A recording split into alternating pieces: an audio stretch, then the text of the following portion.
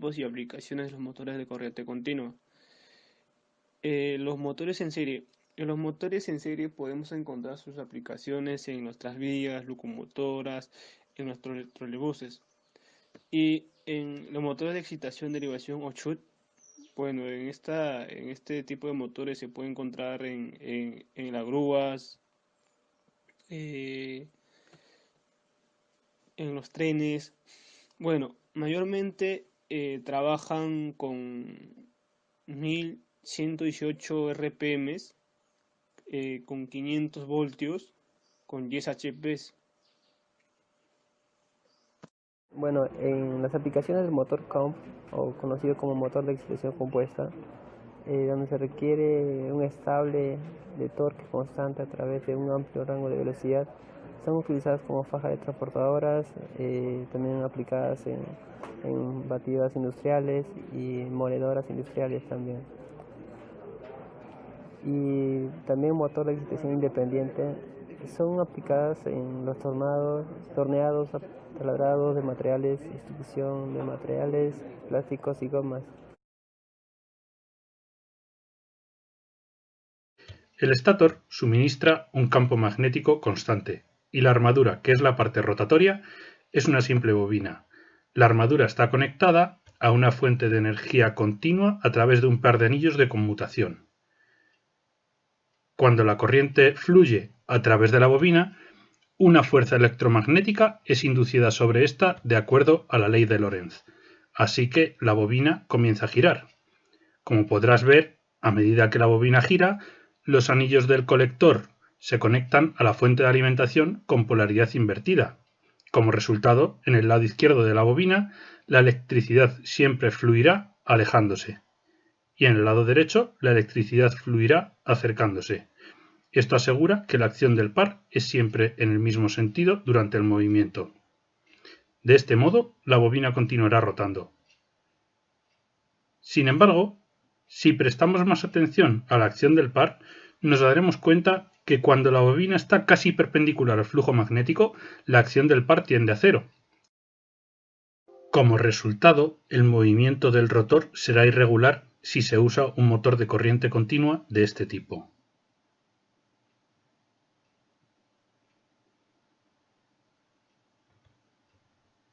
Este sería el truco para superar este problema: añadir una bobina más al rotor, con un par de polos adicionales para el mismo.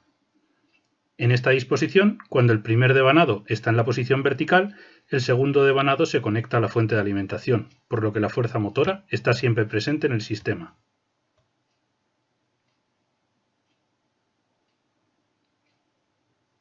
Además de ello, cuantos más devanados, más suave será la rotación del motor. En un motor real, los devanados de la armadura están arrollados en los huecos de capas de acero laminado de alta permeabilidad magnética.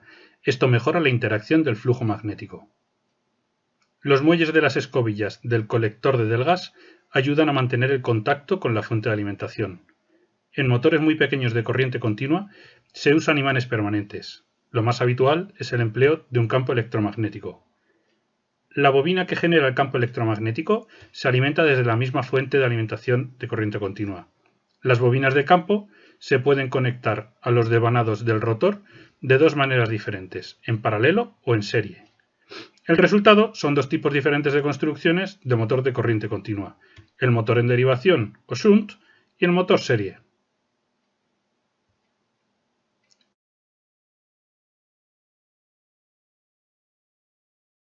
Ahora, de acuerdo con la ley de Ohm, corriente equivale a voltaje dividido por resistencia. La resistencia es la resistencia de las bobinas, las escobillas, el conmutador y cualquier otra cosa por la que fluye la corriente. Pero el voltaje efectivo que empuja corriente a través de la armadura es igual al voltaje aplicado o de la fuente menos la fuerza contraelectromotriz. De esta forma, la corriente a través de la armadura de un motor DC será el voltaje aplicado menos la fuerza contraelectromotriz dividido por la resistencia de la armadura. Ahora, este es el punto importante. La fuerza contraelectromotriz no es constante. Varía de acuerdo con la velocidad de la armadura.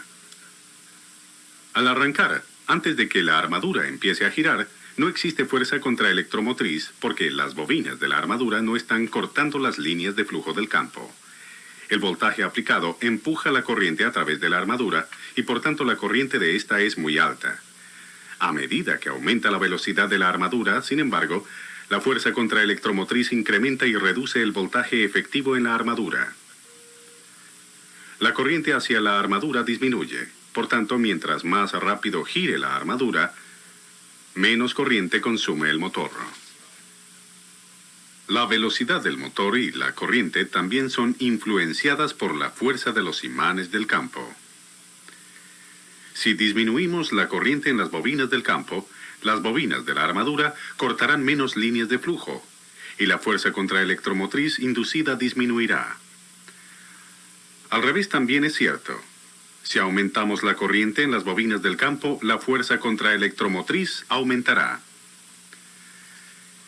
Estos principios básicos de operación de motores DC son importantes para entender los 4 tipos de motores DC.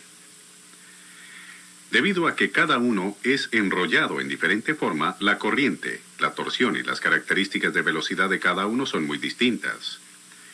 En un motor en serie, la armadura y las bobinas del campo están conectadas en serie y la misma corriente pasa a través de ambas. Veamos qué efecto tiene la fuerza contraelectromotriz en las características del motor. Como en todo motor DC, no existe fuerza contraelectromotriz al arrancar y la corriente a través de la armadura es alta. Esta misma corriente alta también fluye en las bobinas del campo. Cuando la armadura empieza a girar, la fuerza contraelectromotriz aumenta y reduce la corriente en la armadura. Pero como el campo está atado en serie con la armadura, la corriente en las bobinas del campo es también reducida. Ambos de estos efectos reducen la torsión. Por tanto, la torsión ejercida por un motor en serie cae rápidamente al comienzo, aunque la curva se endereza a velocidades normales de operación. A pesar de que la torsión cae rápidamente, los motores en serie producen una torsión excepcionalmente alta al arrancar y a velocidades bajas. De hecho, se usan cuando se requiere de alta torsión en el arranque. Como la fuerza contraelectromotriz limitará la corriente del campo cuando el motor alcanza velocidad, las bobinas del campo pueden ser enrolladas con alambre grueso de baja resistencia como los de la armadura. Como resultado, la resistencia total de las bobinas de la armadura y las bobinas del campo en serie es muy baja. Al arrancar y a baja velocidad, antes de que aumente la fuerza contraelectromotriz, la corriente tanto en el campo como en la armadura es muy alta y produce un par motor alto. Una desventaja notable de los motores en serie es que carecen de una velocidad sin carga estable. Cuando a un motor se le alivia su carga, este tiende a acelerar. En motores que no son en serie, esta tendencia es opuesta por el rápido aumento de la fuerza contraelectromotriz y la resultante caída en la corriente del motor. La fuerza contraelectromotriz también aumenta en los motores DC en serie, disminuyendo la corriente del motor. Pero debido a que el campo está en serie con la armadura, la corriente decreciente en el campo tiende a oponerse a la fuerza electromotriz en aumento. Como resultado, la corriente neta del motor no cae lo suficientemente rápido para desacelerar el motor y por tanto continúa acelerando. Cualquier motor, si gira demasiado rápido, será destruido por sus fuerzas centrífugas. La armadura literalmente volará en pedazos o explotará. Los motores en serie pequeños por lo general tienen suficiente fricción de las escobillas y cojinetes para prevenir esto, pero los motores en serie grandes, como los de un montacargas, deben estar conectados directamente a la carga por medio de engranajes. No se usan embragues o clutches. Correas tampoco son usadas con motores en serie, ya que pueden romperse o zafarse y dejar que el motor cobre sobre velocidad. En un motor conectado en derivación, las bobinas del campo están conectadas en paralelo en vez de en serie con la armadura. Como resultado, la corriente en ellos no es afectada por la fuerza contraelectromotriz. Así, la corriente del campo es independiente de la velocidad del motor y provee un flujo del campo casi constante. Ya que la fuerza contraelectromotriz no limita la corriente de las bobinas del campo, las bobinas necesitan tener una resistencia considerable. Estas son enrolladas con muchas vueltas de alambre fino. Debido a que el alambre fino transporta una corriente constante y bastante baja, el par de arranque de un motor en derivación es mucho menor que el de un motor en serie. Pero como la corriente del campo permanece constante a medida que la velocidad del motor aumenta, la torsión no cae tan rápidamente como en un motor en serie. Otra ventaja de un motor en derivación es que una vez alcanza la velocidad normal de operación, tiene buena regulación de velocidad. Esto significa que la velocidad no cambia mucho si cambia la carga. Este motor en particular, por ejemplo, produce momento torsional normal a 2500 revoluciones por minuto. Si se dobla la carga de tal forma que produzca el doble de la torsión, solo desacelerará a 2300 revoluciones por minuto. Un típico motor en serie desaceleraría mucho más bajo las mismas condiciones. Los motores en derivación también tienen una velocidad superior o sin carga fija. Y no se desbocarán porque el campo se mantiene constante a medida que aumenta la velocidad de la armadura. Los motores DC industriales grandes a menudo son de devanado compuesto. Esto significa que tienen ambas, bobinas en serie y en derivación enrolladas en los mismos núcleos del campo. Cada grupo de bobinas contribuye al flujo del campo. Los motores de excitación compuesta por lo general combinan algunas de las mejores características de los motores en derivación y en serie.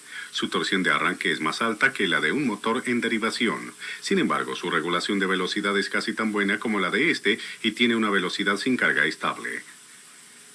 Existen varias formas diferentes de interconectar las bobinas en serie y en derivación en un motor de excitación compuesta. Cada uno produce características operacionales del motor ligeramente diferentes. El grado de combinación, o sea, la proporción de la fuerza total del campo suministrada por las bobinas en serie y en derivación, también afecta el comportamiento del motor. Los motores de imán permanente no poseen devanados del campo. Los imanes permanentes suplen un campo magnético constante. Los imanes del campo y los devanados de la armadura usualmente están proporcionados de tal modo que la curva de torsión es casi una línea recta desde baja velocidad hasta velocidad sin carga. Una curva de torsión como esta significa que el motor produce caballos de fuerza casi constante, no importa su velocidad. Muchas máquinas de enrollado de carretes funcionan mejor con este tipo de curva de torsión. Ahora, como mencionamos al comienzo, una de las principales ventajas de los motores DC es un control preciso y relativamente fácil de velocidad y torsión. Para entender cómo puede cambiar la velocidad y la torsión de un motor DC, observemos un motor funcionando a una velocidad constante. El motor está produciendo justo la torsión necesaria para hacer girar la carga a esa velocidad. El par motor y el par de carga son iguales, o balanceados uno con otro. La fuerza contraelectromotriz también está balanceada con el voltaje de suministro a un nivel constante. El voltaje efectivo produce justo la corriente suficiente para que el motor produzca la torsión que necesita para hacer girar la carga. ¿Qué sucedería si alteramos el balance de alguna manera? Supongamos que disminuimos el voltaje sobre la armadura. El voltaje efectivo de la armadura cae. La corriente de la armadura y el par motor también decrecen. El motor ya no está produciendo la suficiente torsión para impulsar la carga y el eje va más despacio. Esto disminuye la fuerza contraelectromotriz. Como resultado, el voltaje efectivo aumenta lo mismo que la corriente de la armadura hasta que el motor produce la suficiente torsión para impulsar la carga a la velocidad reducida. La situación de nuevo es estable, pero el motor está marchando más despacio. Pero, ¿qué pasa si ajustamos el voltaje del campo? Supongamos que lo reducimos. La corriente a través de las bobinas del campo decrecerá, reduciendo la fuerza del campo magnético. Puesto que las bobinas de la armadura están cortando menos líneas de flujo, la fuerza contraelectromotriz caerá. Más corriente fluirá en la armadura y el motor acelerará la velocidad hasta que la fuerza contraelectromotriz se eleve de nuevo y el par motor sea suficiente para impulsar la carga a la velocidad más alta. Así es como trabaja un regulador de motor DC, o cambia el voltaje hacia la armadura o hacia el campo. Aumentar el voltaje de la armadura o disminuir el voltaje del campo acelerará el motor. Para desacelerarlo, un regulador de motor disminuye el voltaje de la armadura o aumenta el voltaje hacia el campo. La primera función de la mayoría de los reguladores de motores DC es la de iniciar el motor. La mayoría de motores DC por encima de 1 o 2 caballos se deben arrancar a un voltaje reducido porque, como vimos, la resistencia del motor es muy baja. Si el voltaje pleno de la línea fuera súbitamente conectado, la corriente de entrada sería mayor de lo que la fuente pudiera suministrar. Por ello, los reguladores proveen un voltaje que aumenta en forma gradual o por etapas, a medida que el motor cobra velocidad. Algunos reguladores de motores DC también permiten que el motor se use como freno. En realidad, incluso sin un regulador, la mayoría de motores DC limitarán la velocidad de una carga que trata de girar más a prisa que la velocidad sin carga del motor. Una carga de este tipo es llamada carga de desbocamiento. Lo que sucede cuando una carga se desboca es que la fuerza contraelectromotriz inducida en la armadura se eleva por encima del voltaje de suministro. Entonces, en vez de recibir corriente de la fuente, el motor se convierte en un generador y empuja la corriente de vuelta hacia la fuente. Cuando la corriente reversa, se invierten los polos de la armadura y se invierte la torsión. Aunque el eje continúa girando en la misma dirección, las fuerzas magnéticas en el motor están tratando de hacerlo girar en la dirección contraria. De este modo, el par motor trabaja contra la carga desbocada, limitando su velocidad. Ahora, si desconectamos la fuente de voltaje de la armadura, el efecto frenador del motor será intensificado. La fuerza contraelectromotriz ya no se está oponiendo, así que la corriente invertida en la armadura aumenta y la torsión de frenado se hace mucho más fuerte. Para que esto suceda, la corriente debe tener un circuito completo a través de las bobinas de la armadura. De tal forma, cuando se acciona el interruptor de freno, el regulador del motor conecta los resistores en paralelo con los terminales de la armadura al mismo tiempo que apaga la fuente de voltaje. Como la fuerza contraelectromotriz disminuye a medida de que cae la velocidad de la armadura, la corriente y la torsión de frenado desacelerarán a medida que el motor desacelere. A cero velocidad no habrá frenado, así que el eje no será detenido. Los frenos mecánicos a menudo se engranan cuando el motor alcanza una velocidad baja para completar el frenado. Invertir un motor DC es muy simple. Invierta la corriente, bien sea en las bobinas del campo o en las de la armadura. Cuando se invierten los polos magnéticos, el par motor se invierte. En la práctica, los motores DC casi siempre son invertidos, reversando la corriente de la armadura. Una de las razones para esto tiene que ver con una parte del motor que aún no hemos visto: los interpolos o devanados de conmutación. Estos son polos instalados entre los polos principales del campo y enrollados con alambre grueso en serie con la armadura. La mayoría de motores en derivación, de excitación compuesta y de imán permanente por encima de medio caballo los tienen. Su propósito es el de evitar que las escobillas chispeen bajo diferentes condiciones de carga. Pero los interpolos solo pueden hacer esto si su polaridad es correcta con relación a la dirección en que gira el motor. Cuando cambia la dirección del motor, su polaridad debe también cambiar. Puesto que los interpolos están instalados en serie con las bobinas de la armadura, invertir las conexiones del campo invertirá el motor, pero no los interpolos, y las escobillas chispearán fuertemente. Cuando usted está conectando un motor para operación invertida, recuerde cambiar las líneas de la armadura, no las del campo.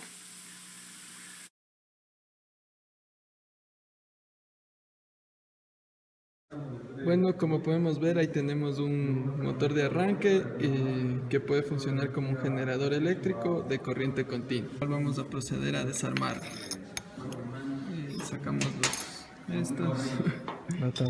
La tapa, por lo tanto ahí podemos ver las escobillas, el colector y su núcleo. Las escobillas, el colector y el núcleo. Desarmamos, ahí vemos, aquí vemos los electroimanes o imanes permanentes. Acá tenemos al inducido. Y ya. Vamos a limpiar el colector por mantenimiento del mismo con una lija 1500. A continuación vamos a medir la continuidad entre el núcleo y el inducido. A continuación vamos a medir la continuidad entre el colector y el inducido. Aquí no debe haber continuidad en ninguna parte de estos dos componentes. Por lo tanto, estamos verificando que no exista ninguna continuidad. Ya, a continuación vamos a ver la continuidad entre las escobillas Y el cable positivo. eso.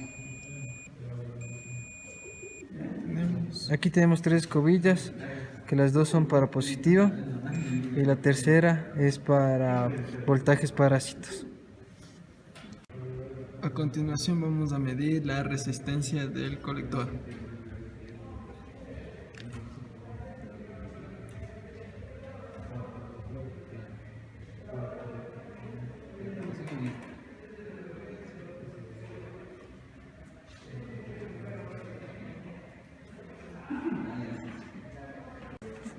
Ahora vamos a procederle a armar al motor de arranque, ya que haciendo esta verificación podemos comprobar que está en un buen estado, por lo tanto todavía se le puede dar el funcionamiento normal.